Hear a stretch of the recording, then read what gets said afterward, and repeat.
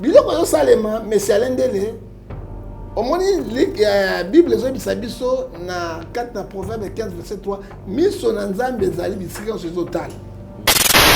Prophète Ngefa le sako. Oyo bomba nzambe abimusango polele po bato baye ba bolole ya moto. Kofi Olomide Agbe Antoine abosani ete azali condamné par sursis bazo luka kaka eloko ya muke ba condamné 10 ans de prison.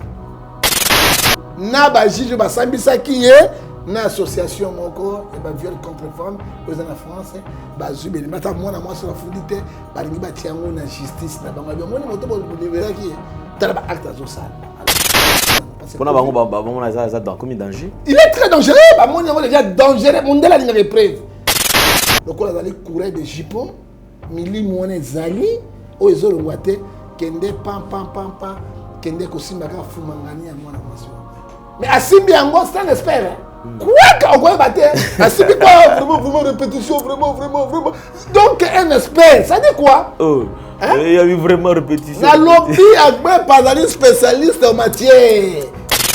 Et ambassadeur, il y a critique congolaise. Regardez, biloko bozo pesaka bateau. Bande ko na c'est la honte de la République. Mais ndenge maboko ngwasi amesana. Ezoko la montagne ya fufu. Ata muinde zate. Akobeta fufu kale pour une position fufu. Naka. Moi ça se tourne. Ah okini ne ba dodi yene kwena. Zambe mama na ngai. Ba dodi yene kwena. Ndoka muntu te papa. Mboko yo. Papa Kongo mboka lengi. Ambassadeur. Amo chapé bon. Pona ebiso lelo ko faire na poto te ko faire na Kinshasa na Kimepaka. Je ne sais pas si Denis ça la famille hein. Ba maman Rose bazawana musuba na poto. Je ne sais pas. Na yebite. C'est la honte de la famille monsieur. La Bible le dit Galate na verset 6 à 7, on ne se moque pas avec Dieu. Ce que l'homme doit s'aimer, il moissonnera. Mais ce qu'on détruit, on va détruire des fois. Il y a moi, c'est détruit, il y a moi. Il y a la Bible, il y a des kangaye. Et puis, quand on dit bimi, moi, je sais aller. Bah, aujourd'hui, moi, na moi, sur un footing bon. Et là, il y a de la sagesse, science intelligente, dans la catachère, dans le zoloba. Et là, on a zappé un mot. Oh, on a botate.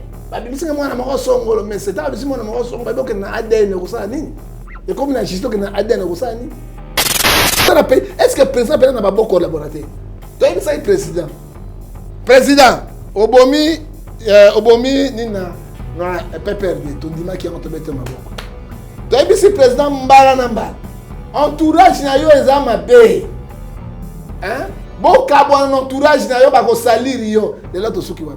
Même elle a posé démission. Ezali Deutéronome 28. Combien pour ça? Non, moi je suis religieux. Je vais dire la vérité, rien que la vérité. Na fingi mon temps mais na critiquer, je suis toujours mon ça ne va pas. Le pays est une malédiction ou bien quoi? Toujours kende wapi, toujours songa wapi. Ba détournement boy, nini ya boy. To ya ko tika ba tout musu to ko tika wa. Présidence, Totika, gouvernement, la première ministre. Maintenant, qu'est-ce qu'on pourrait faire à un pays qui est malade? Hein? Tshisekedi a un problème sérieux, le président Tshisekedi. Il faut moral et partout. Congo? Tokotonga Congo mokolo moko.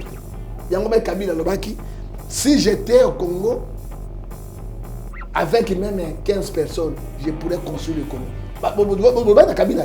Le quoi, il les lois, le pouvoir des Congolais. Tous les Congolais, bazali, tout le Congo. Chichimanga. Oh, bah, il va secret. Tolongwe wana, bah, caméra, il va secret. Il directeur cabinet, le président, bah, il va secret. Mais tant que ce que l'élection est comment, ils vont dire n'importe quoi. Le président peut être bon, mais ses collaborateurs, bah, ça bonté. Monsieur, pardon, s'il te plaît. Donc, ce qu'on a fait tout à l'heure, on a fait Kanda ya Congo.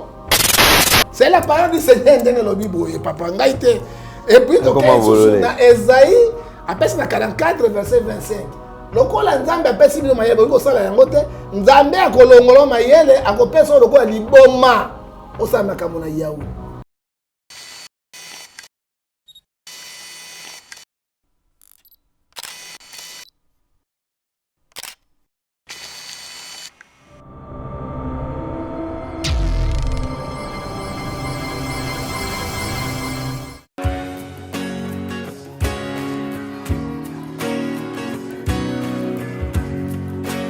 Shalom enfants de Dieu, je suis votre frère, le prophète Paul Fulgence Koussou, le pasteur principal de l'église Emmanuel Rapha. Sur cette vidéo, j'ai 2 nouvelles à vous annoncer. La première est, depuis décembre 2021, l'église Emmanuel Rapha est propriétaire d'un terrain grâce à votre soutien, grâce à votre appui. Et ces terrains se situent sur l'avenue Bobila dans la commune de Ngaliema.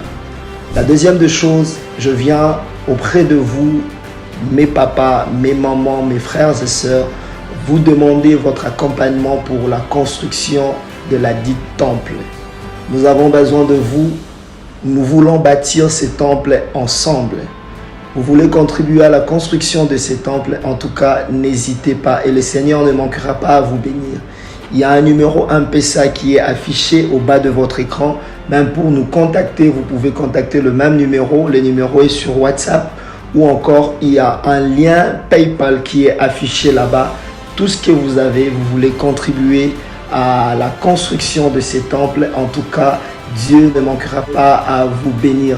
Faites-le non pas pour le prophète, mais faites-le pour l'amour de Dieu et pour soutenir l'œuvre de Dieu. Si une fois l'église Emmanuel Rapha où le prophète Fulgence a été une bénédiction pour vous, pour votre famille, pour votre nation, alors n'hésitez pas à être aussi une bénédiction pour l'œuvre dont il est pasteur. Que Dieu vous bénisse. Shalom chez vous.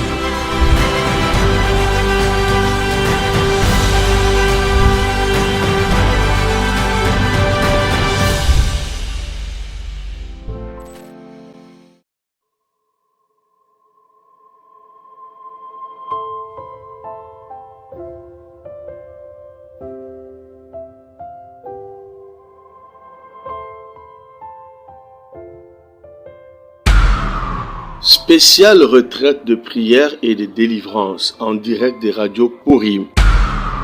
Du mercredi 5 octobre au vendredi 14 octobre 2022 avec les bishops Ézéchiel Zoka. Horaire de prière 5h heure de Paris, 18h heure de Paris, 0h heure de Paris. Et le vendredi 14 octobre, c'est la clôture avec une veillée de prière de 23h à l'aube. Thème: vaincre les problèmes résistants. Vous pouvez suivre ce programme en téléchargeant notre application Android Radio Purim sur Play Store ou par notre site web www.radiopurim.com. Hormis ce programme spécial, suivez le bishop Ézéchiel Zoka chaque jour sur la radio Purim à 0h heure de Paris dans la tranche de prière La bombe de nuit. Infoline plus 243 97 81 63 509 plus 243 89 64 65 819.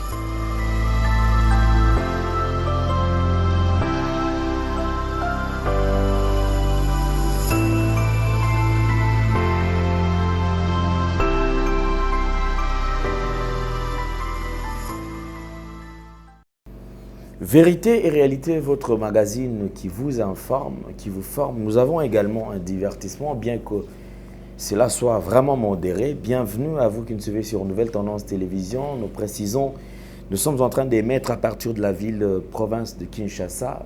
Merci infiniment à vous qui êtes branchés.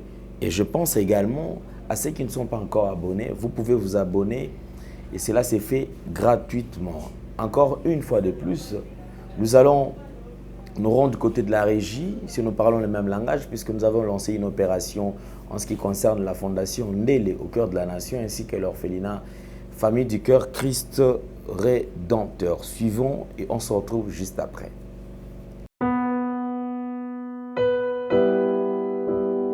Bonjour, chers frères et sœurs en Christ.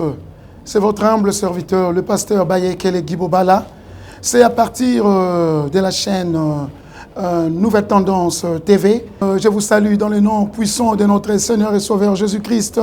Alors, frères et sœurs, aujourd'hui, je suis pour vous demander, bien-aimés, à pouvoir vous abonner sur cette chaîne parce que à partir de Londres, où j'œuvre dans l'église Porte Étroite London. Et par-ci par-là en Europe aussi, pour ceux qui me connaissent. Alors, quand je vis M. Alain Dele avec des jeunes enfants chez Gay, j'avais dit voilà, une très bonne terre et facile, bien aimé, à convertir dans le christianisme. C'était ces jeunes-là délinquants qui manquent même quoi manger, qui manquent un abri pendant que toi tu en attends. Et voilà, c'est pourquoi j'étais venu ici à Kinshasa pour joindre mon bien-aimé et travailler ensemble avec lui. Alors, bien-aimé, contribuez vraiment pour l'œuvre du Seigneur que mon bien-aimé Alain, avec toute son équipe, sont en train de faire. Donc, il cherche à plus se faire de disciples pour Jésus-Christ. Voilà, je vous salue et je vous reviens très bientôt sur cette même chaîne. Mais abonnez-vous et nous aurons à vivre des merveilles de l'Éternel dans nos vies, parce que l'ouvrier mérite son salaire. Soyez bénis, peuple de Dieu, soyez bénis, notre Dieu est tellement bon, soyez bénis. On se reverra très bientôt. Bye bye.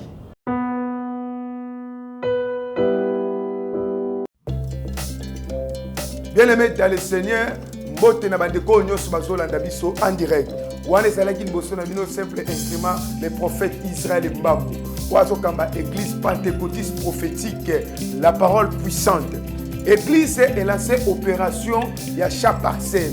Na bandeko nyonso bazali partout dans le monde. Dieu Zambe azanga te kopambola yo. Roi moko na Bible abela, malade abela ki baebisi ya kufa. Et alobi que Seigneur, souviens-toi de moi.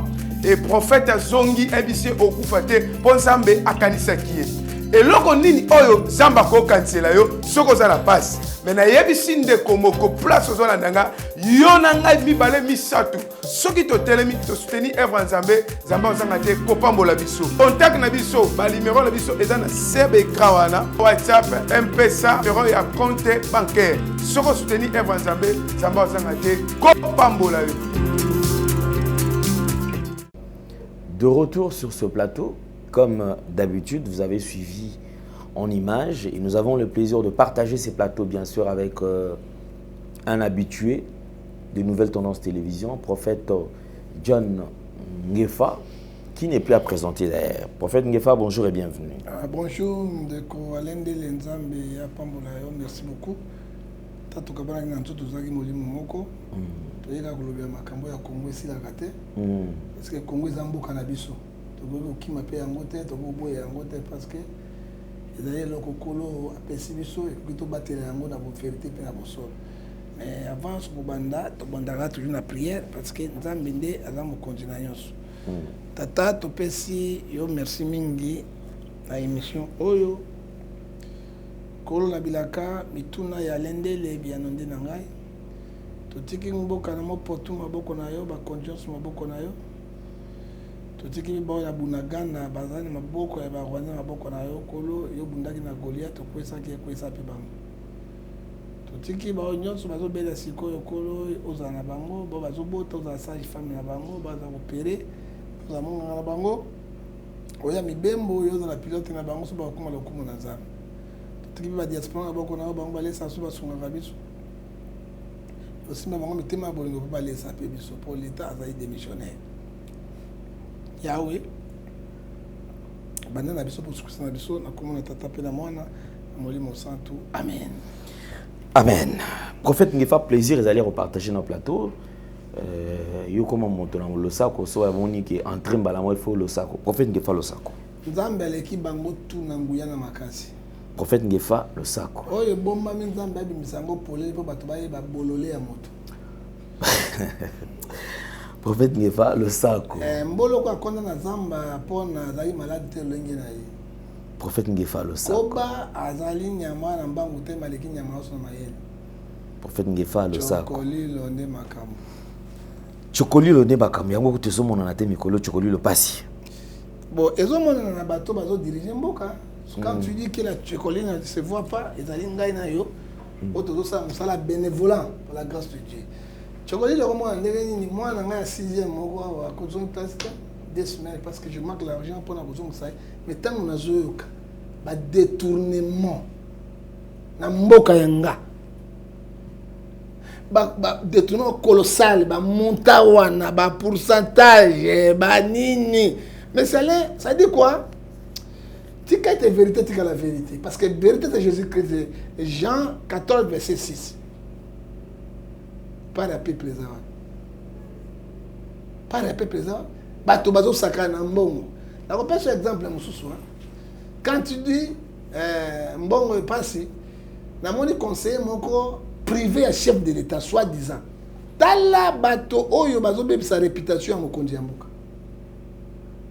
Est-ce que le cabinet président de la République est fonctionnel ou est fonctionnel?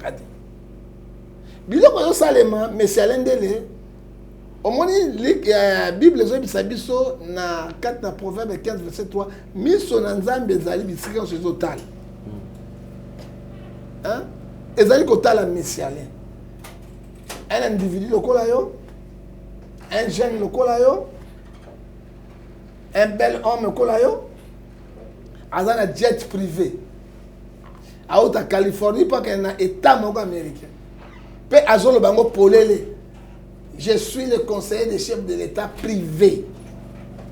Et comme il tourne, il a sotoli en bon. Mais ça allait. Oui, pauvreté, ça va monter. Hein?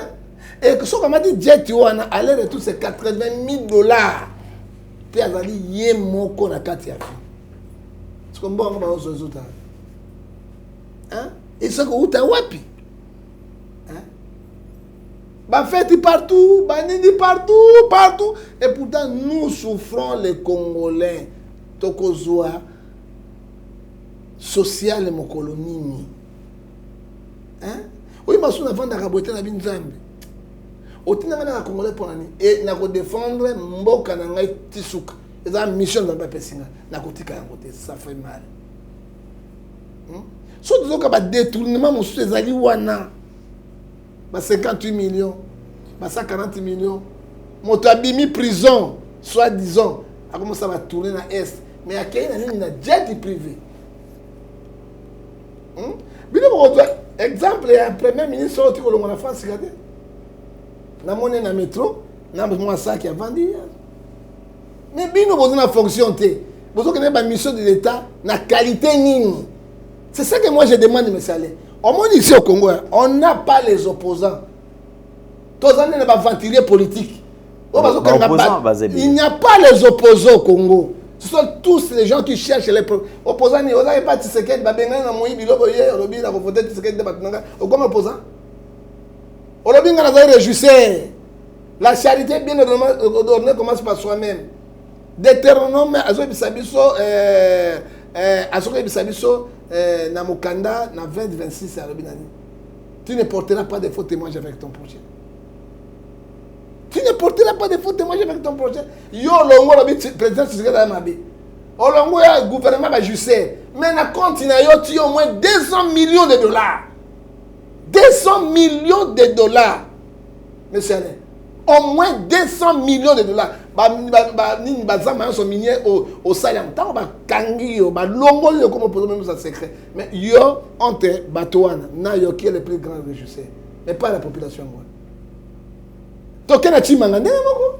Conseiller stratégique à chef de l'État. Oui. Toké conseiller stratégique. Bon stratégie na le président. Il y a pas pourcentage conseiller spécial. Conseiller spécial, il y a stratégie. Stratégie il y a moi pas tout. Hein? Qui fait, oh, il y a ça là. La commission, il y a 2 millions, il y a 2 millions, 200 000 dollars, il y a 200 000 dollars, il y a 400 000 dollars. Et nous avons boboto, dans Luc 12, verset 3, abimis bango polele. Mais ce que, par la population, ils allaient wapi messialé. Mais prophète Ngefa, tu penses que Nani, le président de la République n'est pas au courant de tout ça? Un conseil, ceux qui déjà un conseil Zali proche, il y a président Zali, Moutazali qui a déclaré qu'il y a Zali Mouninga, il y a Zali Boye. C'est-à-dire à mi c'est l'attribution soit Moni qui a CP les commis ça. Au bas que le président de la République n'est pas en possession, il y a Makambezo les Kanakatia. Mais c'est là je peux te répondre. Tant que Zaki Baninga, tu as Baninga, sur la commission de Simba, en fonction, il y a l'État national Moninga na haute. Kofi Olomide Imba. Moi, je suis côté nzala akota bolo côté nzala pe kota nanda ko na iti C'est Kofi qui a chanté, non? Ça dit quoi? Romains 13, verset, alobi na biso na 1 à 4, abi, toute autorité vient de Dieu. Autorité moko ya ton Nzambe atia yango te. Et tant que mon comme na ba autorité Nzambe a personne na ba donc azai sumo ninga na comme excellence il faut ko bangai.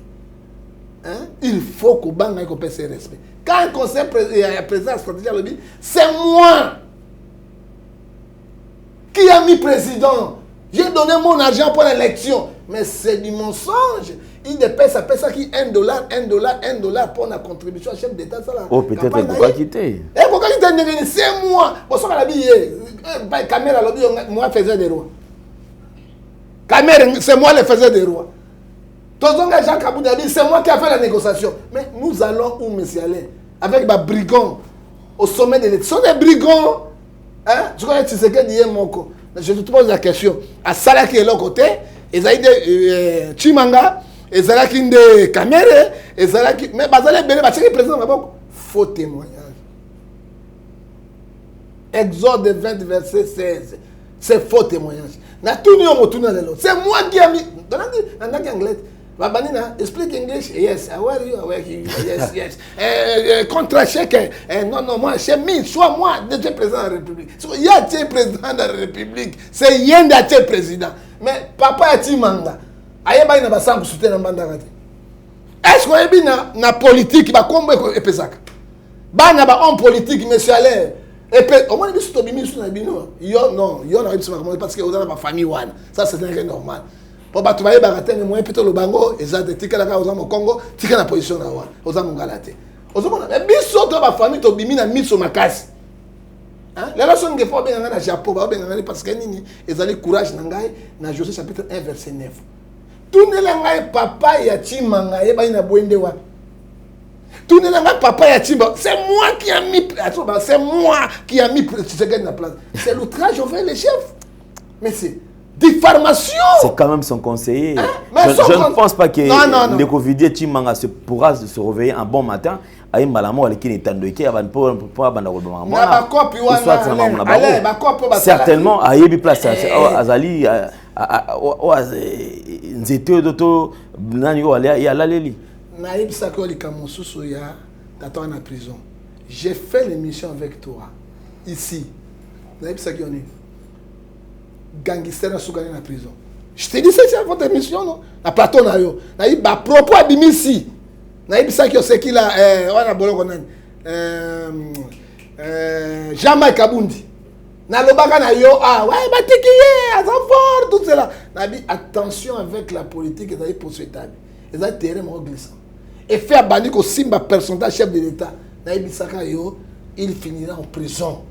Quelle que soit, on a plateau na yo, il finira en prison. Diffamation. Et montant a plus de 200 millions de dollars na compte na ye. Hein? À 5 mandé à 50 sur la série 10 ans. À combien? C'est comme tata oya kufo ya Lumumbashi nani Katumé Mwake. Mais Katumé Mwake ça 15 à 20 ans, 18 ans de prison. Comment na quinquennat ya muke? Vous voulez cesser toute l'économie de la République avec la commission à Bino tout. Tu as côté Kabango. Et c'est malheureux. C'est malheureux. Nous sommes dans quel pays, monsieur? Hein? Tout ça, le pays. Est-ce que le président n'a pas beaucoup collaboré? Tu as dit ça, le président. Président, Obomi, Nina, PPRD, tu dis qui a entendu ma beaucoup. Tu as dit si le président Mbala Namba. Entourage, n'a yo les âmes à bé. Hein? Bon, un entourage n'a pas salir yo de l'autre souki wa. Même elle a posé démission na yé. Ezali Deutéronome 28 verset 1 et le bête Moutumabe a koki mata ba bengani yete a posé démission na image o était na présidence ces années. Yanga ba million bi la présidence. Ba million ka ba ministre. Ba million ka ba gouverner. Hein? Sur ba million on a tamu to tonga mboka na biso. Lelo moi nous avons formé lelo hein au somona lelo dollar comme 22 000 nyoso est mature recueil pourquoi monnaie locale makasi na yango ezaka réserve monétaire ezaka beaucoup de devises makasi na yango ba or ba kota ba oyo ba tia premier de pesa efficacité na yango mais sikoyo kuna za libungu turu hein eloko ezate sikoyo akosimba franc congolais ndenge ni mosombo ezaki na 1000 francs comme 1500 hein moi di kayebo ezaki boya 500 comme 1000 toko vivre ndenge biso toko ya nango ya tuni nzambe toko ya na Congo pénal démocratique chaque régime yaka il faut souffrir population chaque régime je dis chaque régime l'obito fingi Mobutu parce que l'ISO ezali importé na l'ISO longolite kolongo ya moninga te. On a qualifié Mobutu d'un voleur, il a détruit le pays, bah nyonso, bah tribution, nyonso, sorcier, tout. Parce que Maman Bobi l'a dit. Maman Bobi l'a dit, elle a dit. Tout ça qui est dit, la biso comme la biso ba mi bien, bandoke, biso tokende. Et là qu'on est chargé après Mobutu. Mais moi je te forme aujourd'hui. Oyebi so qui m'ont tapé sur ta main, il y a pas ma monsieur Alain. Attends, il n'y a pas ma yakoli, il n'y a pas ma personne, merci. Moi, je te forme aujourd'hui. Les bergers n'ont pas reconstruit le Congo démocratique. Celui qui a construit le Congo démocratique, c'est Maréchal Mobutu. Batika vide. Mais comment tu expliques que, on continue à penser, comment on peut expliquer que l'État congolais est incapable de construire, est incapable de faire un nouveau bâtiment, est incapable de faire makambo en fait que mbongo et mon anamboka mais des individus travaillant au sein on a quatre appareil à l'état bazo parvenir ko tonga babiloko l'état yazo ko tongati alors on expliquer on est mais on va expliquer en détournement donc que l'état za na mbongo te les corrompus mbongo za na ngombe mbongo izo ki na bisika beaucoup de voleurs monsieur OK beaucoup de voleurs hein l'état za mokolo mabele article 157 de Bini et lobby boye les sols et sous-sol appartient à l'État. Comment est l'État l'État est incapable de retourner. Tout n'est pas maréchal à Koufa. Combien de stades modernes totongi yango? Tangelanga maréchal au bout de 25 ans combien à Koufa à Kende. Tangelanga by immeuble. Hein? La voix du Congo. C'est ce que c'est maréchal. Kabila quelqu'un qui a un immeuble intelligent, oh Chabani Ndonda, nda connaît le cœur Kabila. Si on voit Sangani, ils ont une volonté politique. Ba mité mamabe. Ce sont des gens ba mité mamabe. Hein, il faut aussi nga nzambe n'ecclésiaste cet chapitre na Ézéchiel 36 verset 26 après ça bango mité mamara. Kena ko tala ba nouveau riche de bazotonga. Détournement. Mboka tambola na corruption boité. Mboka tambola kana détournement boité. Quand on a la présidence, on ne parle même pas. Quand on a la ministre, on ne parle même pas. Quand on a le gouverneur, on a un président, on ne parle même pas. Avant, liste de mandataire, avant de nommer Batoa, tout le monde a dit Batoa, tout le monde a dit mais tant qu'on a mis les sous, c'est comme ce problème. Comment est-ce que Barouki qu'on nomme Pena Batouboye, Bazan a une expérience, ce sont les mêmes personnes qui reviennent. Non, ils allaient Kiri Nabango, ils allaient balobi pouvoir Nabango et Kiri Nabango, ils vont faire ce qu'ils veulent. Mais les pays appartiennent aux Congolais, à Batounos. Hein, monsieur Alain? Hein? Ministre, moi, je suis directeur cabinet, Oyoboye, Bakanga, Bakati, donc, ça, ministre, je n'arrive pas à comprendre. Mandataire, Ebima, on a besoin de l'État, salaire, député 21 000, sénateur 30 000. Mandataire à 100 et quelques régimes de 100 et quelques $1000 par mois, au moins 4 mois. Tangelanga elokoni batongi elokoni basusu 4 mois. Tolongwe awa président parlement qui touche $250 000. Président Seigneur $300 000. Premier ministre $300 000. Tangelanga salaire ya suka ya. Il faut mon mitema mabe ya bato. Salaire ya suka ya fonctionnaire. Salaire ya suka ya soda. Wana tolobate. Celui qui te lobby a connu au poste. Non, moi je suis religieux. Je vais dire la vérité, rien que la vérité. Vous êtes réaliste. Na fingi mon tout mais na critiquer, je suis tout le monde ça ne va pas. Hein? Quel est mon thème mais député après ça la loi ta moko ya avantage ça peut prêter. Mon tombo là, na mo quitter ça. Na mo nyata bino le clan kanyansa, nyata kasansa. Fongola kanyansa. Bon sikoyo peuple votaka bango 21 000. Toi, il député, mon souverain, il Jimmy à Boïté, papa. Hein? Il y a chemise sur mon niveau, il y a bang. Les batamana ba jeep, chance le copain. Ils ont trompé la population, mais y aller. Tu peux tromper, tromper conscience. Peuple congolais, un peuple naïf. Et il viendra que ça bango na élection to ça la bino boy. C'est on a t-shirt baloso. Ma belle baloso ba dia katela kufa na nzala et baso mona chinois lobi la qui ça moto pour pêcher que pêcher mbisi. Mbisi ko leko ça. Et payer comment? Et payer malade. Et puis ça bakaki bango même la justice. Toujours la justice. Bible et lobi na ngai. Dans Romains 13 verset 4, les magistrats sont les ministres de Dieu. Ils doivent faire leur travail dans la sincérité, dans la crainte de Dieu. Ils doivent arrêter ceux qui font mal, ils libèrent ceux qui n'ont pas fait le mal. Est-ce que les lois, justice est équitable? État de droit. On t'accorde 58 millions de dollars. Accorde 58 millions de dollars. Abimi et 101 francs, ils ont une caisse à l'État. Togotonga Congo Mokolon. Ok, na maya. Au moins, l'aéroport na bango. Aéroport moderne. Il y a un njili, au moins l'aéroport njili. Maya na Brazzaville, on a mon ango. Et regarde, il y a un njili, au moins l'aéroport nango. Mais c'est quoi, ça dit quoi? Les pays est une malédiction ou bien quoi? Hein? Nous n'arrivons pas à comprendre. Hein? Toujours kende wapi, toujours songa wapi. Ba détournement boy, nini ya boy. To ya kotika batu musu, to ya kotika wa présidence, to tika gouvernement na premier ministre. Tu as gotika ba ministre, tu as gotika ba sénateur, ba président du Sénat, yango tout, na ba gouverneur, tu as pe gotika ba tiba bougumès. Siko biso mizuzu. Tu dois te na mokilio ya Congo, mboka na biso le pays le plus riche, toujours dans la souffrance. Est-ce que mon conduit moka ko kan s'appelle loyauté? Toujours bon de la bango ba joie fruit à Saint-Esprit. Toza bato aller. Hein? Toza li bato, moto moso mona ngefala ti ba veste boy. Moto lo ba vérité ba pesa mbongo.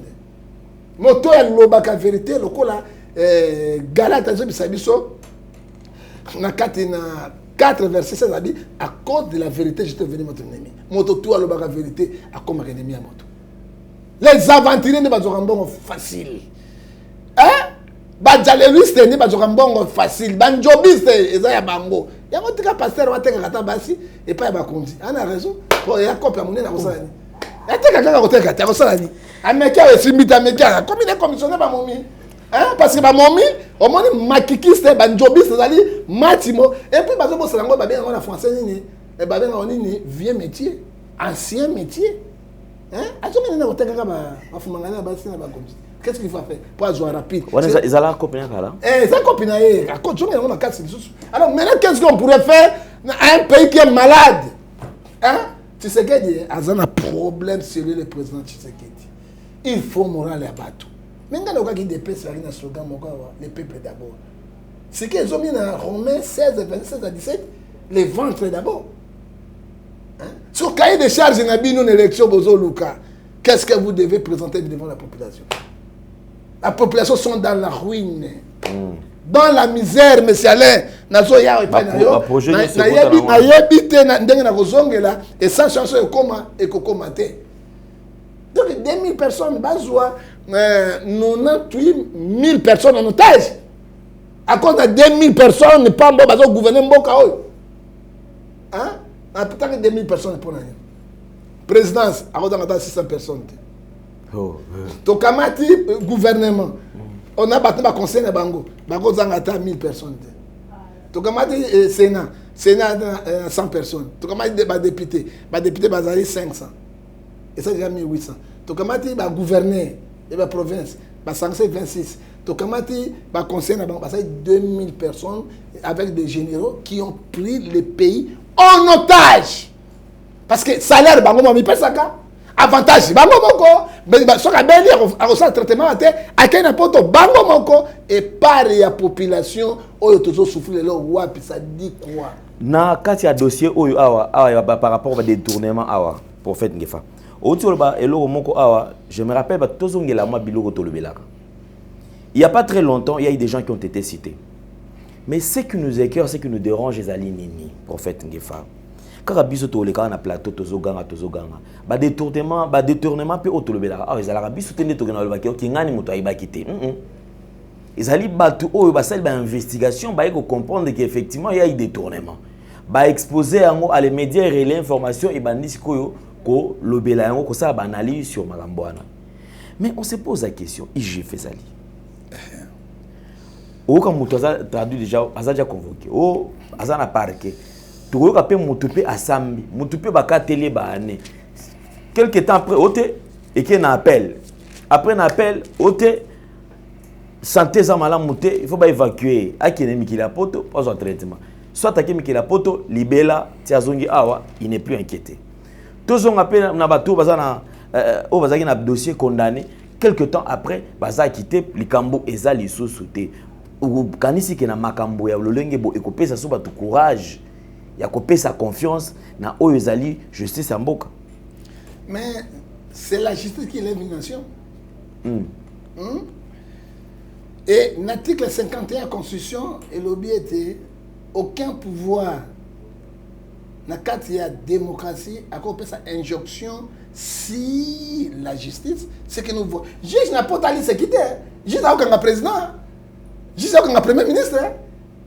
Et ça dit se quitter. Ça, c'est l'état de droit. Et puis, il y a mis balai dans 220 lobby. Pouvoir, justice, c'est-à-dire indépendant. Mais ce que nous voyons aujourd'hui, la justice n'est pas indépendante au Congo. La justice, c'est-à-dire manipulée par les autorités au bas de la place. Pourquoi nous sommes là? Bango babelaka tant banga na bolo côté. Soit côté la bolo comme moté menenge kufu. Moté menenge panzana. Traitement libanda akende. Soit qui abimi akei azongi o akité. Justice ezotelemela. Ezotelemela moninga justice ba biloko ya pesi yango. 2 poids 2 mesures. 2 poids 2 mesures. Ça dit quoi? Vous favoriser bango. Vous favoriser bango. Ah, pas quoi, tu as libéré pour ça coup d'état. Mais ce que tu as côté, parce que tu as au foot, magistrat dans salaire, mais pas moins de 3 000 $. Hein? Tu as là, comme magistrat, tu as 50 000, 800 000, magistrat, juge. Ça dit quoi? Tu continue la corruption. Tant que justice continue la corruption, ok, pas de soda, général, général dans salaire, comme 500 000. 500 $, salaire en général. Si tu as pris, papa va comme 2000. Mais la Bible est biso na 4 na Luc 3. Verset 14 à binim. Les soldats aussi demandent à Jean. Donc, devons-nous faire? Il répondit, ne commettez pas les extorsions ni de fraude vers personne. Contactez-vous de votre solde. Mais ministre, quand vous payez 100 000 $, mettez comme 100 000 $, bon, pourquoi vous voulez toujours voler l'argent? Il y a des pauvres Congolais. Premier ministre, aujourd'hui 300 000 $, mais 300 000 $ dans 3 semaines, 4 semaines, c'est bien été. Hein? Si on donne 4 semaines, on a 4 jours, il y a pas dimanche, tout est 26 jours, et ça c'est bien été. Contactez-vous des Mabongo Wana. Hein? Alors, ce que mon indéco Alain, fraude, et koti munene et koti na makanisi ya bato bakolongola ngai lobi tika na ibana ngai na profiter na moke kufi tokotonga mboko te Congo tokotonga ka Congo mokolo moko te yango ba Kabila lobaki si j'étais au Congo avec même 15 personnes je pourrais construire le Congo ba Kabila le quoi Rwandais les loyaux toi le pouvoir ya congolais. Tous les Congolais bazali, tout le Congo. Vous êtes et voulez-vous investir à Kinshasa? Voulez-vous réjouir de vos business? L'opportunité à ne pas rater. Toronto City VIP à Maluku. Un des meilleurs endroits pour résider ou implanter votre business. À quelques minutes du fleuve Congo, le fleuve de nos ancêtres. Juste en face de la zone économique si spéciale qui est le quartier commercial et industriel de Maluku. Waouh! Non loin du centre de ville Maluku, un quartier en pleine expansion, à quelques mètres du Macadam. Toronto City vous propose un terrain de 20 mètres sur 20 avec des bornes cadastrales. Sur un site accessible, urbanisé, avec espace de jeu, espace vert, magasin, centre médical, marché, etc. Nous disposons de terrains de 20 mètres carrés à un prix abordable. Donc, je voulais juste faire l'appel à nos frères de la diaspora, de partout où vous êtes, en Afrique, en Amérique, à l'Océanie, à l'Europe, en Asie, pour venir acheter les terrains, les parcelles de 20 mètres carrés que nous sommes juste en train de morceler. Vous allez bien voir qu'il y a des bornes, il y a même les travaux qui sont juste en train d'effectuer. Donc le terrain est bel et bien assuré. Il y a l'eau non loin de nous. Vous allez voir, derrière moi, c'est la régie des eaux. De l'autre côté, c'est le société Vodacom. De Vodacom. Et devant moi, c'est juste World Vision. Là où Vision Mondiale sont juste en train aussi à un projet de construire les maisons pour ces travailleurs. Donc voilà, nous sommes ici à Maluku. C'est déjà un endroit habitable. Et les quartiers, comme vous allez voir de l'autre côté, c'est déjà habitable. Il y a déjà les gens. Et c'est non loin parmi les autres cités que vous connaissez déjà. Donc je suis très fier de vous présenter ces produits qui n'est rien d'autre que, oui, nous achetons les voitures, nous achetons tout ce que nous pouvons avoir. Mais avoir une parcelle, c'est vraiment une très bonne chose. Pour tout contact, contactez Willy Mafuta au +1 90 57 30 15 40. Toronto City, waouh, les 4 qui nous réservent l'avenir de demain. Vive le Congo, vive Kinshasa. Agent. Donc, devons-nous faire? Il répondit, ne commettez pas les extorsions ni de fraude vers personne. Contactez-vous de votre sorte. Mais ministre, quand vous payez 100 000 $, mais tu as 100 000 $, bon, pourquoi vous voulez toujours voler l'argent? Il y a des pauvres Congolais. Premier ministre, aujourd'hui, 300 000 $, mais 300 000 $, à 3 semaines, 4 semaines, c'est bien été. Hein? Si on donne 4 semaines, tu as 4 jours, il y a pas dimanche, tu as 26 jours, et ça est bien été. Contactez-vous de Mabongo Wana. Hein? Alors, ce que mon indéco Alain, fraude, et koti munene, et koti na kanisi ya bato. Bakolongola ngai lobi, tika na ibana ngai, na profiter na moke kufi. Tokotonga mboko ya te. Congo, tokotonga ka Congo mokolo moko te. Yango ba Kabila lobaki, si j'étais au Congo, avec même 15 personnes, je pourrais construire le Congo. Ba Kabila. Le quoi, Rwandais, les lois, tu as le pouvoir des Congolais. Tous les Congolais, bazali, tu as le Congo. Tu as le Congo. Congo, ils ont pour tout, messieurs. Quel est temps? Tant exalité parce que Kabila, tika ki budget na kati. Tala, Kabila le père n'a coûté un franc de batambu, tu vas y boucler ma carte centrale, tout ma banque, tout ma canal 0 francs. Mais Kabila, oh, il y a ça, tika ki 3 milliards 500 000 na caisse l'État, on peut demander nango. Hein? Parce que 3 milliards de $, ils ont awaté. Magé baïba qui peut pas soquer. Si on va dire temps, on laisse le temps. Si on temps, il y a des tournements. On va se faire un bon l'État, on va la poche là-bas. Et nous, on va salir le président de la République. Hein? Parce qu'on salit le président de la République. Le discours du président qui passe en attendant l'élection. Parce que les opposants l'attendent. Les opposants, on va jamais que Kabundi Bazali, Oyo Mosusu Nani Oyo, Oya Mundele Wana Keina Oyo, Oyo Bato Sikoyo, Chichimanga. Oh, bah, il va secret, Tolongwe wana ba caméra, bah, il va secret, le directeur cabinet, le président, bah, il va secret. Mais tant que ce que l'élection est comme, ils vont dire n'importe quoi. Bah, peuple, et quand on a mouton, on vote aux années. C'est ça le problème, parce que la situation continue. Le président peut être bon, mais ses collaborateurs, bah, ça bonté. Hein? Hein? Bah, mafieux, il faut ce qu'il veut, le coup, l'État zaté. Hein? Naïbisayo, conseiller à président. Azagana même équivalence na ministre en fonction. Directeur à cabinet à chef de l'État, na premier ministre de même fonction. Même fonction. Le directeur à cabinet. Ce sont les gens qui gèrent la République. Alors, ceux qui va mafia koti, corruption, au Bible, boyi. Parce que bon, on nduka, le quoi l'État zati. Il chef à zoti, il chef. Azali, inspecteur général de la finance, Atali Makambo, il y a anti-fraude, il y a présidence de la République. Quand moi je vois IGF, aïe na loi là-bas, Bazo Yambaye, le coup, la première ministre Zoya, Basoda revit au troupeau. Mais moi, je suis malade, allez, les pays, revit des troupeaux, et puis ça mis à mon gouverneur, et puis ça mis à chef de l'État, et puis ça mis à premier ministre, ou bien la ministre aussi, la défense nationale, ou bien le ministre de l'Intérieur, la police. Et puis ça mis à mon hôtel. Il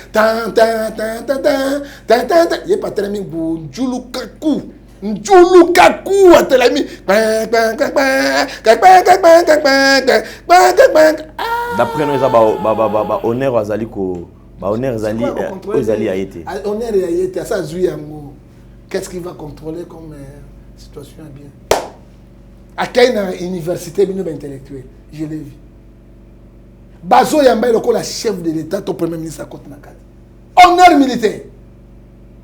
Monsieur l'inspecteur général de... Ah, les pays malades. Les pays. Monsieur, pardon, s'il te plaît. Donc, soit qu'on a coupé à l'heure, on a coupé Kanda et Congo. Les pays malades. Les pays malades. Mais, mon avis, nous intellectuels. Avenir de dialogue, ils ont problème avec étudiants. Comment vous savez Makambo? Il y a osé 4 verset 6. Tant qu'il y a du bonheur, le recteur a eu Fukami. Oui, il y a Fukami. Est-ce que l'on connaît le malonga au Bibisawa? Ligue 12, hein? Et le 43, ils aiment la gloire du monde que la gloire de Dieu. Gloire et Wana. Il se a jamais dit oui, Nathalie quoi président de la République. Je suis comme premier ministre. Hein? Mais ministre ya inspecteur général de finance, mais ministre à portefeuille du colon hein? Ministre ya finance à du colon hein? Bon bango basimbi nini à l'état, ou ya portefeuille pas à du colon faut pas ministre intérieur à du colon pour ya simbi la police nyos. Ministre pas défense nationale à du colon ya simbi mapinga nyos tous les généraux. Tango bango ba raisonner wana te inspecteur ya finance ou ya contrôle ya moto ya impact. Tango bête atika Njulukaku. Si quoi kasi ma 46 ans. Ce que quand tu crois maintenant ma 46 ans. Monsieur, toi na pays moko autre makambo tout monde awa jamais vu. Prophète Ngefa, merci beaucoup. On va ouvrir quand même brèche moussous au fond là. Brèche moussous tout à l'heure. Ezali brèche au Italie. La vidéo qui est en train de circuler. Il y a des ambassadeurs, il y a culture, il y a beaucoup de choses. Tant que mon vidéo, réaction des Akini. Le sac au prophète Ngefa. Nyoka ata longoli mposo akochanger te akotira ka nyoka. Prophète Ngefa le sac. Balongola nyoka miyo te. Omona zo la nyoka. Ezalaka te akododa yo. Ça dit quoi? Monsieur l'ambassadeur, il y a culture congolaise. Faute, il y a... Moi, je pose une faute dans la présidence de la République. Je vous demande le conseil du président, il faut aider le président. Le président n'est pas magistrat. Bah aider les sous-sous. Parce que il n'y a pas de conseiller. Il n'y en a pas. Dans le dossier, l'ambassadeur, problème est ani. Problème est ani. Tant que tu as un ambassadeur de la culture congolaise, na kanisa ki papa wemba défait papa wemba. Na kanisa ki Luambo Makiadi. Na kanisa ki Madiata. Wemba le Congolais c'est mon madate ya kufa. Mais kufa pauvre. Na kanisa ki kokolo le wendo kolosoi. Et na kanisa pe Madilo. Titre ambassadeur de la culture congolaise, et la culture nabiso ebani mokili mobimba. Il faut la modèle. Ce que dit la Bible dans Ephésiens 3, versets 17 à 19. Vous avez la modèle exemplaire. Si tu parles bien dans le chapitre 1, versets 1 à 3 à 4. Pour nous, bakabolaka ba passeport diplomatique lokola mayebote monsieur Alain. Ezali culture ya mboka. Valeur ya mboka. Lokola mayabote to suka na bosambolo. Ça dit quoi? Titre wala pour ngai banga ba pesa ngona nyoka longo. ni Wera, ni Chibé, ni quoi, c'est Nyoka Longo Djossa. Et Djossa a un intello. Dengo Mona Kaiwa. Je suis l'ambassadeur président intellectuel. Attends, intello, mais. Bible, Singa, l'Ecclésiaste chapitre 1, verset 18, ce qui sagesse l'équi est belé. Aux hommes comme ça passe, yo moko. Puis aux hommes kaba, comme on la bololé. C'est la parole du Seigneur. C'est la parole du Seigneur dans le Bible. Papa Ngaïté. Et puis, donc, dans Esaïe, après, c'est 44, verset 25. Lokola Nzambe apesi bino mayele biko sala yango te Nzambe akolongolo mayele akopesa lokola liboma osala makambo na Yaoul. Ça dit quoi, monsieur Antoine Agbepa qui c'est Congo sonné. Ça pour retirer le passeport un pays où ils allaient et ça fonctionner, il faut pas retirer parce que ça fait la honte de la culture congolaise. Ça dit quoi? Antoine Agbepa Kofi Olomide va condamner par souci à cause de biloko ya viol. Tobundi.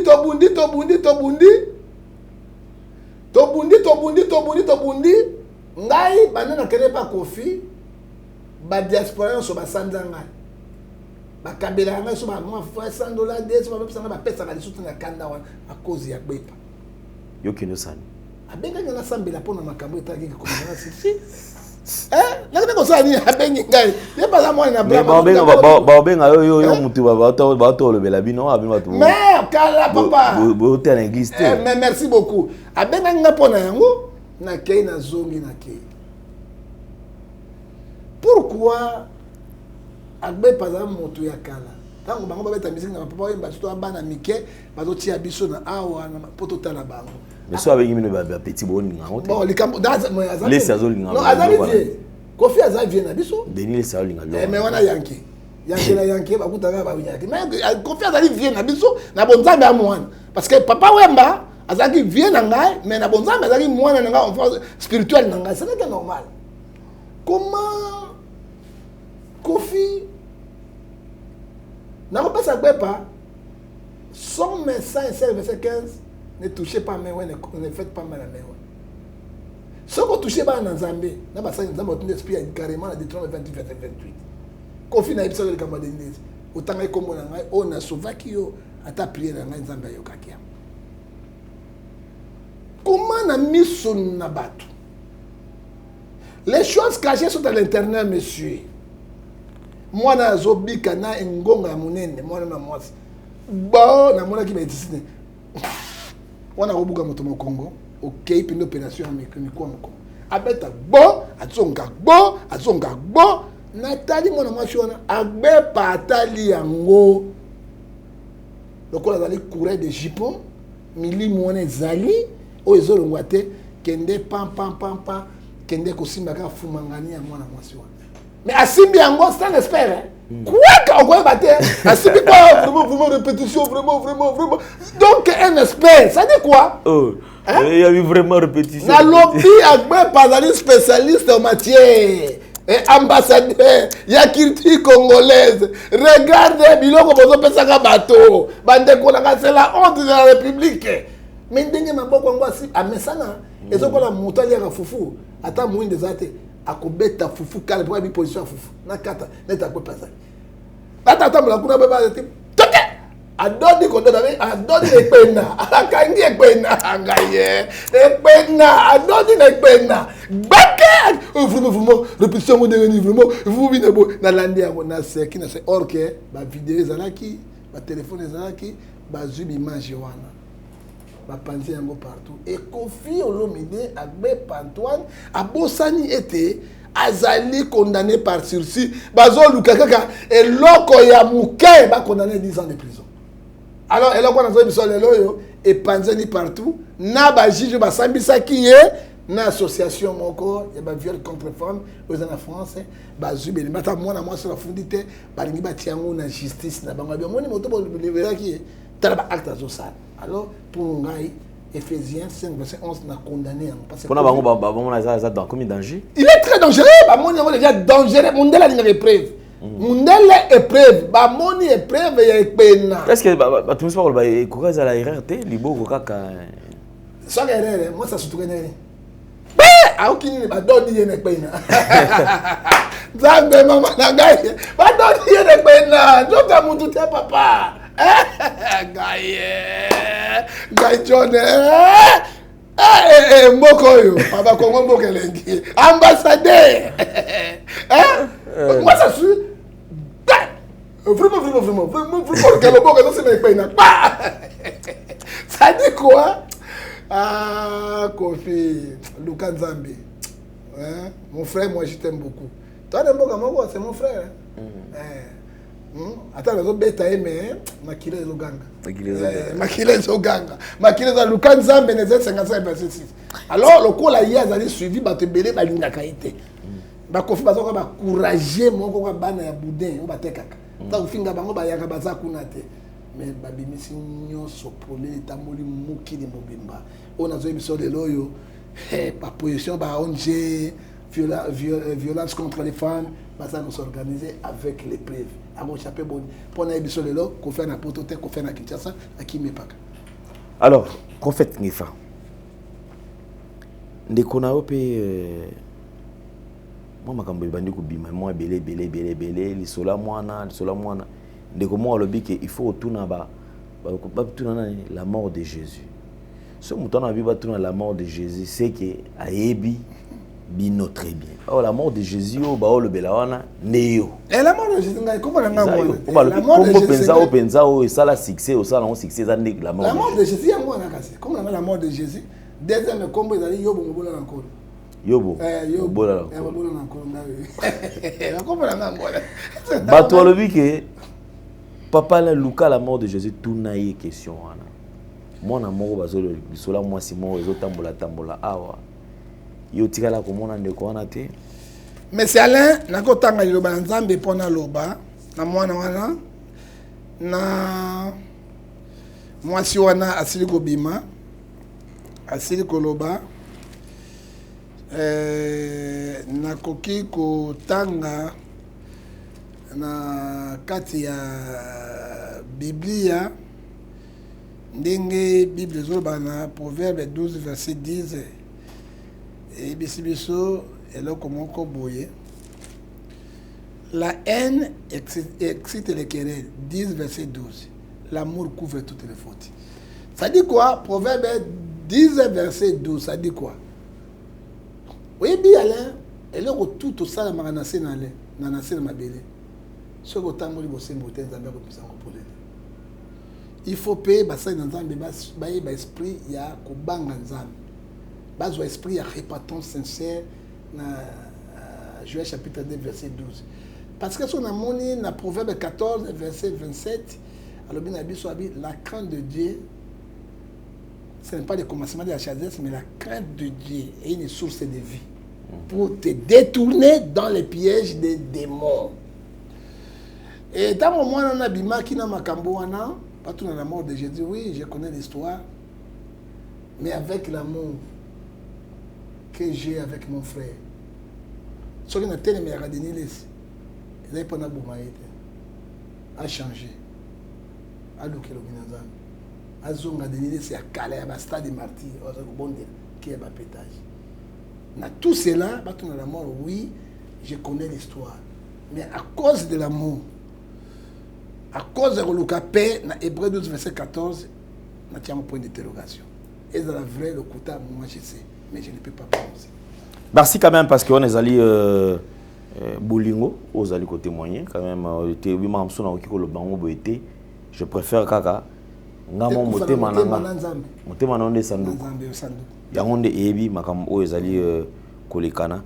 Alors je crois que bande comme ça albité eza acharnement te eza batonde ba lukane ba détruire bazana ba jaloux. Le cola déjà faux pétage ezo bima. Yango ba komo ba déstabiliser. Ye moko pe na cher. Alobi kiza lisanga moko ba sala na Nzambe o bazo lukisa ba luka ko détruire yé. Réaction nos amis. Mais est-ce qu'on détruit, on détruit des fois. Yé moi c'est détruit yé moi. Hein? Oui, bien. L'homme prudent voit les mains de l'eau et se cache. Dans la vie, il faut être prudent comme les serpents, ce que dit Matthieu 10, verset 15 à 16. Oh, tout ça, tout Nzambe, on a Proverbe 15, verset 3. Hein? Va combattre Nzambe, hein? On sait complot combien de femmes la bonne. Oh, il y a ça dans la Bible, le Galate, dans verset 6 à 7, on ne se moque pas avec Dieu. C'est que l'homme va s'aimer, il moissonnera. Donc, c'est le Bible, il dit au Kangaye. Je ne sais pas si Denis est dans la famille. Hein? Maman Rose Bazawana, Moussouba Pot, je ne sais pas. C'est la honte de la famille, monsieur. C'est la responsable, c'est la honte de la famille. Moi, c'est la premier conseiller à Moutazani, conseiller, c'est la femme. Ils ont honoré Nzambete. Moi, je sais aller. Moi,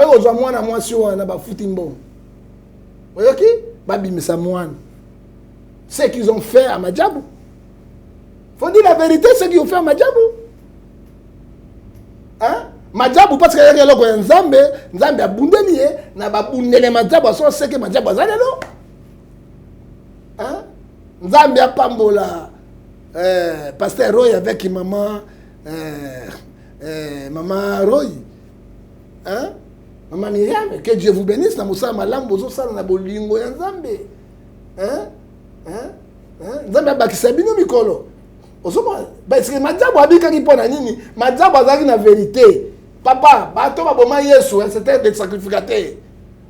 Ezali bato à l'état te ba sacrificateur, bazaki réunion. Baboma Yesu papa ya mwana Nzambe. C'était les sacrificateurs qu'on blague parce que Nzambe te ba réunion de Salema. Ça c'est vrai. Hein?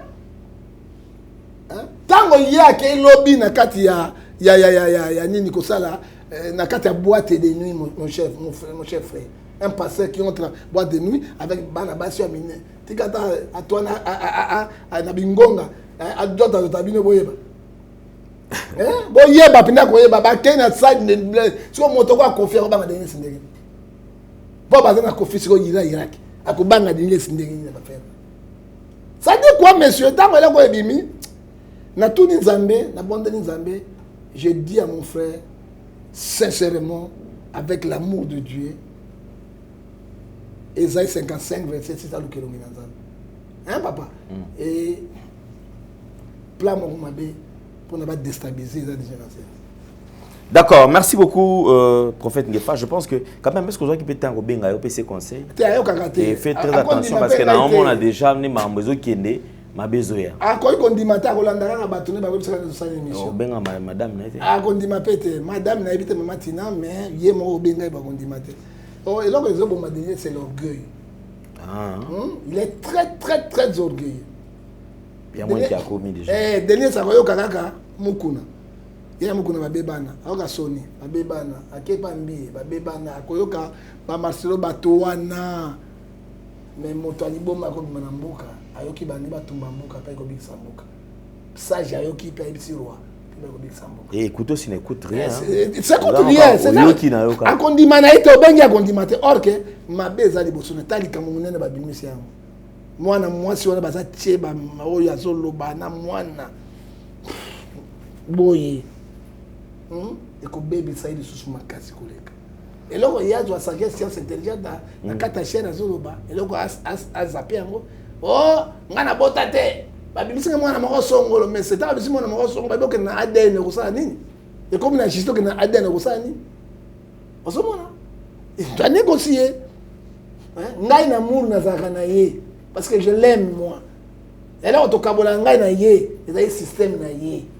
Soka zongi na nzela na koiko. Papa, motoko la Deniles. Azongi na nzela pona ko défendre Christ. Basanga na Ngefa. Ezali bombe ya Sata 4. Oya ko tele manani. To sa dio Deniles Ngefa. Soka zongi na nzambi na direction nga na zolinga. To sanga ninga na ebo ba. Papa, tika. Bon to la simoki. Alors espérons que jour on eko nango. Eko te parce que il y a zo changer te. Azo continuer c'est comme na ba boîte. C'est ka itikali ba kena ba piscine. Na bingonga bana basa ju bingonga minene wa. Oto benga ekpena. Ekpena na ko ba so munene sima ekpena. Ekpena munene wa na ju ekpena. Siko eko suka boni na pe eko ta ekpena te. Pour raconter la même Bipena, on a été. Ah, mon pao, il y a un don Bipena. Voilà. Et ça passe, il y a mawa. Comment dire, n'a pas contraint, parce que, n'a pas quelqu'un moi n'allait. Et ça n'a pas passé. N'a pas dit le dossier, il y a boui. Oh, la mort de Jésus a ébi. La mort de Jésus a lobby. Nazui, verset, Proverbe 10, verset 12. Les querelles excitent la haine, l'amour couvre toutes les fautes. Merci beaucoup. Alors, je crois que nous sommes arrivés pratiquement à la fin avec le prophète John Ngefa. En tout cas, merci beaucoup parce que côté on a l'autorité en confond la brèche belé parti naé. Merci beaucoup na binotu bozo landabiso et surtout on va encourager parce que Ngefa tiazo bimampe boye tazo le la clair donc chokoli londe makam le tissu qu'on est rentré dans le salamité. Té entré ça tu confies à bébé ça makam na ngai. Kofi a bébé ça va pesa na sumbongo papa bato azo sunga ngai tout cela tant na rondi me la Kofi papa sanga lo sanga so. Le sac au prophète. Attends, Monico, si Mino s'est gâté, Kotia Brosité, à Okato Loboko, pose à viande. Merci. Prophète Gefa, pour nous qui ça, Namonio, Vandaï, Kotala Talaba image, il y a concert à Casse Bloom, il y a Ivoirien, il y a musique, il y a Nzambe, comme ça, Nzambe, c'est Nzambe na Loyembo, il y a qui a invité par Madjabou, Namonio, c'est là qui, il est au c'est sûr quand même. Non, tant qu'on a mon yango, mais c'est l'air, c'est il fallait comme à Kuna, l'invitation est qui en retard, tout le monde qui est en route. Nana Lingaramoto yo a financé œuvre en Zambie. Parce que Bible, Bible Apocalypse 14, verset 13, les bonnes œuvres, Zambie a tina Ramoto, tina liwa kozoyamo. J'ai béni dans le couple Madjabou, pasteur Bondo, que mon Dieu te bénisse. Maman Myriam, tu bien maman de maman. Nzambe apambola bino na motema malamu tozana yango. Oyebi tozoki. Sikoyo pasteur Bonda mona na maman Myriam était to pesa mo loko mo se pesa ba congolais. Plus de 20 000 personnes ba kotaki. Ils ont plein à craquer. Bana ba beti musique na sepena qui pense que somme 150 verset 6 lobby tout ce qui respire loue l'éternel. Donc to kumisa kinzambe. Donc, il y a un pétage, il y a un zo batté, un batté, mais le coup de Nzambe, mais quand professeur, il y a un retard, professeur Mike, on a prof, il y a un retard, il fallait un soprano, il y a un bêta, et ça, il même balassement. Donc, il y a un couple Madjabo, il y a un professeur, il y a musique congolaise, surtout dans les religieux, un bêta, il y a un bêta, il y a na ye na mai na miso koluka yo e rombe mobali nakangami professeur Mike papa pardon prof vraiment Mike mais nakangami ko ka soutenir je manque les mots ado Congo a ba talent il faut ton di maka motoka soka kufite mais c'est n'est pas spécialiste dans les journalistes na ton di ma musala na yo donc un grand professeur de musique donc Mike Kalamba il faut ton di maka bango papa wa couple Madjabo musala malamu Nzambe apambola bana Kinshasa ba sepeni le coup masan de lui et ont pas ensemble. Merci beaucoup. Alors toute chose qui commence bien doit nécessairement finir bien. Alors Tokutani très très prochainement.